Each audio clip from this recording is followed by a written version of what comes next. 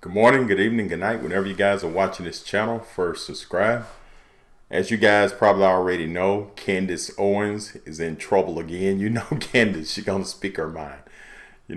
She said something there. She tweeted and she said Russians' lives matter.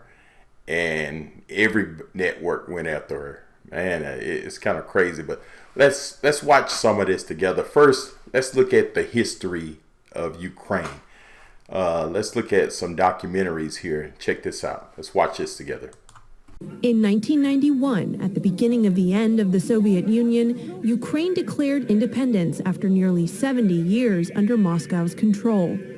And when Russian President Vladimir Putin took power a decade later, he began trying to get it back. At a NATO summit in 2008, he reportedly told then-President George W. Bush that Ukraine was not even a country. And he repeated those claims last week before launching the invasion. Modern Ukraine was entirely created by Russia. That claim ignores the centuries of history through which modern Ukraine took shape. It was first home to the Kievan Rus people. Over time, it was absorbed by Poland and Lithuania, and then the Russian Empire and Austria-Hungary. A post-World War I treaty briefly recognized its independence. The Ukrainian Socialist Soviet Republic was born in 1922. In 1932, Soviet leader Joseph Stalin deliberately imposed famine there, killing at least 3 million Ukrainians in a single year. By 1954, the country that exists today was part of the USSR. But even after Ukraine declared independence in 1991, pro-Russian political elements remained, which Putin exploited.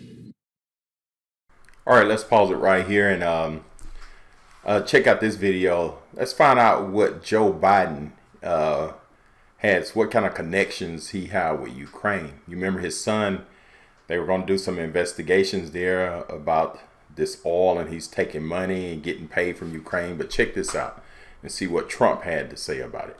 Ukraine finds itself at the center of America's impeachment investigation after Donald Trump repeatedly asked his Ukrainian counterpart Volodymyr Zelensky to investigate the family of the former Vice President Joe Biden. It's a complicated story, even for those of us who are following it every day. So here's a quick rundown of what we do and we don't know. So what were the Bidens doing in Ukraine in 2015? We've stepped up with official assistance to help backstop the Ukrainian economy. Well, Joe was the vice president and the focal point of American policy, so he visited often. Burisma is the lead. His son, Hunter, was the well-paid director of a controversial energy company called Burisma, which has links to the pro-Russian government, which had just been overthrown. At the time, some people said that that was a conflict of interest. So did Joe Biden get Ukraine's prosecutor general, a man called Viktor Shokin, sacked? Well, he certainly boasted about it. This is him speaking last year. I said, I'm telling you, you're not getting $1 billion. I said, you're not getting $1 billion. I'm going to be leaving here, and I think it was, 6 hours? I said, I'm leaving in 6 hours. If the prosecutor's not fired, you're not getting the money. Got fired. So what's President Trump saying about it? Well, he wants Ukraine to investigate whether there's a link between the sacking of Mr. Shokin and Hunter Biden's company. But what he said is that he wouldn't give, I think it was billions of dollars to Ukraine unless they fired the prosecutor who was looking at his son and his son's company, the company that his son worked with. And that's a very dishonest thing. Okay, this is what Candace Owens tweeted about Russia. Check this out. Absolutely appalling the way Russians are being treated in America and abroad. That our leaders and government institutions are allowing for, and at times calling for, this discrimination following their global Black Lives Matter hysteria is quite telling. Russian lives matter. Uh-oh. Here we go. These networks and other people, they're upset with Candace. Check this out. Why did Candace Owens call Black Lives Matter a terrorist organization, but then say that Russian lives matter? A full-blown Russian asset. Political satirist Jeremy Neuberger tweeted, fresh off saying, send American troops to Canada to deal with the tyrannical reign of Justin Trudeau, Candace Owens is now leading the Russian Lives Matter movement as Russia invades Ukraine. What's more, she is a headliner at MAGA events with Trump family members.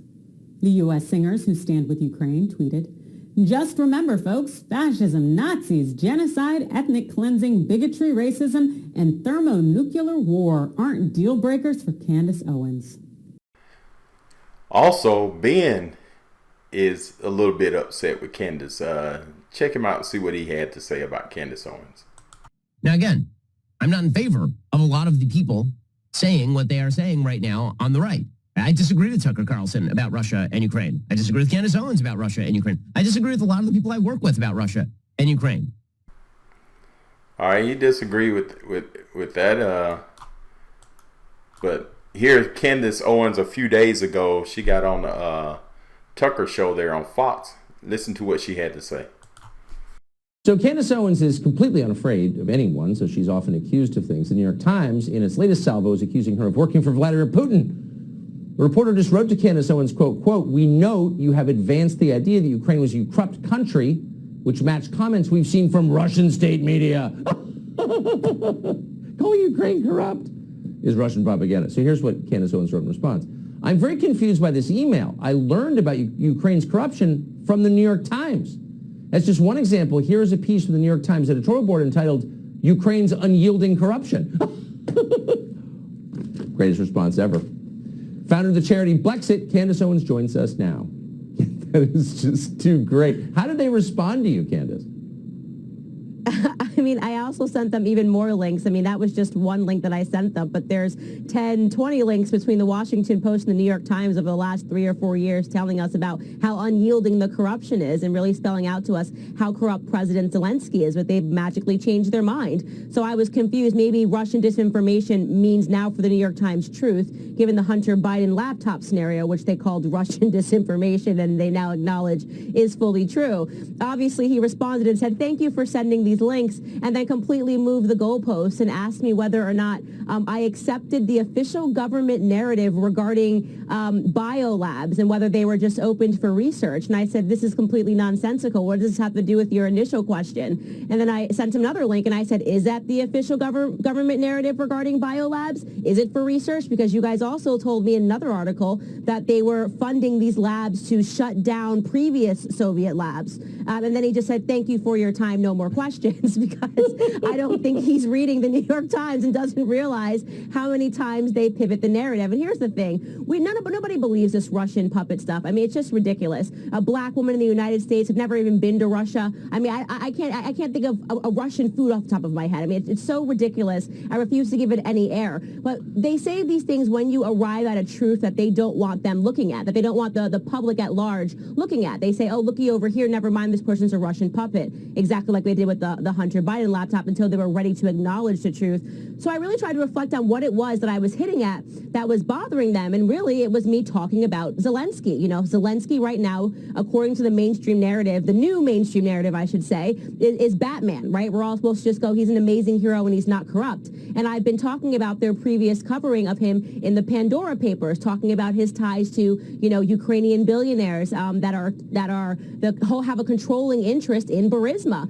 That might be a significant conversation for the press to have in a moment when we have Biden's administration egging us on, trying to get us more involved in this conflict in Ukraine, and they don't want that conversation to be had. So instead, they're going with a black female from the United States is somehow on Putin's payroll, which is just pointedly ridiculous. Oh, I know the feeling. Russian disinformation. So the Biden family's patron's in trouble. The U.S. military has to save him, but mentioning that, not allowed. Candace Owens, fearless, as always. I appreciate it. Thank you. And anyway, I don't know what to believe and what not to believe. But anyway, I hope you guys enjoy this. Subscribe to my channel and have a great day.